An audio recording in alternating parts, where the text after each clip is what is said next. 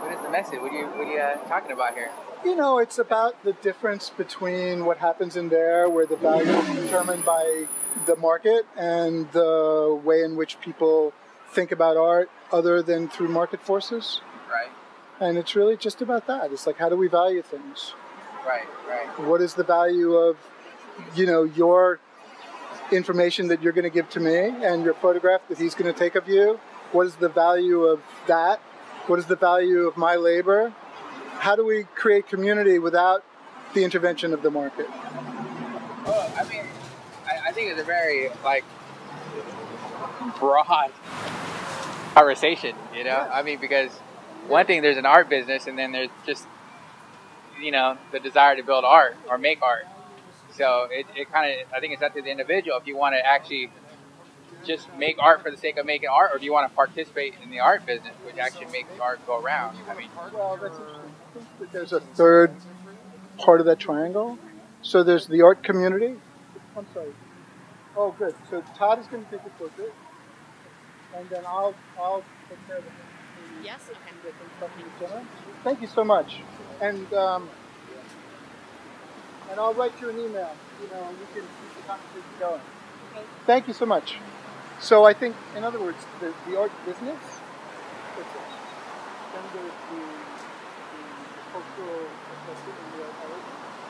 And I guess my question is, does the cultural accession only have the art business as its only vehicle, or is there other means to cultural accession outside of the art business? Well, if you're going to talk about our cultural conversation, well, we can have that conversation without art. You just have the conversation. But if you're talking about art, if you're going to go to art school, you're going to have a big bill for school, so the artist has to get paid, right? And if you're actually, buying canvas, buying paint, you have to count your time in there. You have to work. You have to generate, you have to generate income, I went to art school, so I understand. Yeah, you get it, right? You get it. So there's that whole.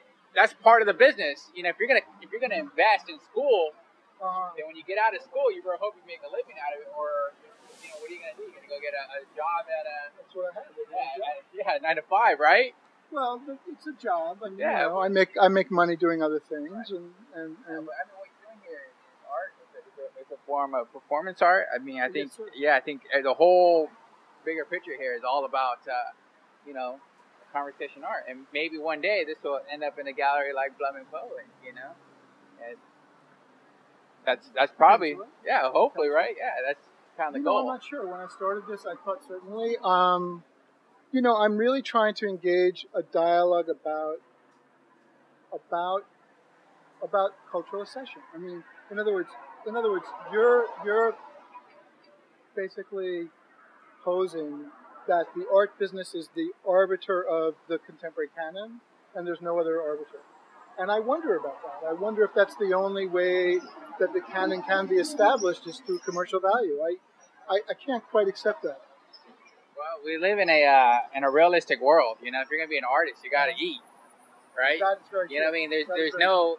There's to be a martyr for the arts and be a starving artist, that just doesn't make any sense. So you're a practicing artist? I'm a practicing artist, yeah. I build sculpture. I just started doing it, fairly young in my career. I had some financial success, and at the same time, I'm still pushing beyond that to have more of a conceptual success in the art world. And it's a longevity. It's not a you're running a marathon. So I just hope that when I'm 80 years old, I'm still making art, and I'm still pushing my ideas.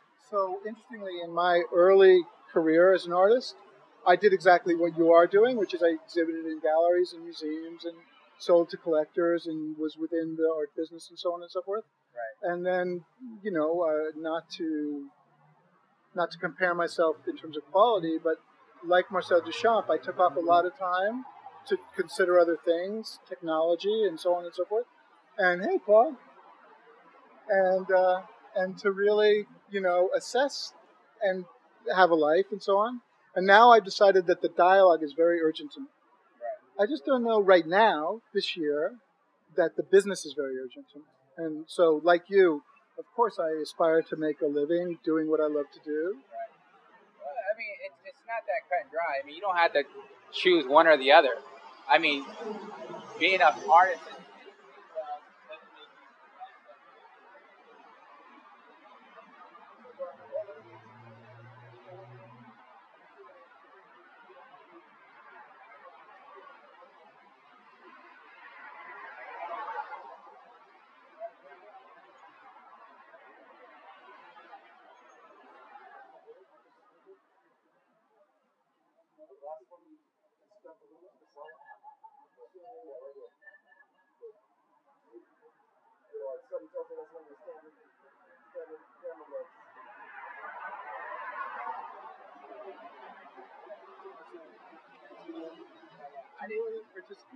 You know, no, I really can't take a piece of artwork from you, but Okay. I'm kind of participating Yeah, sure, in yeah. sense.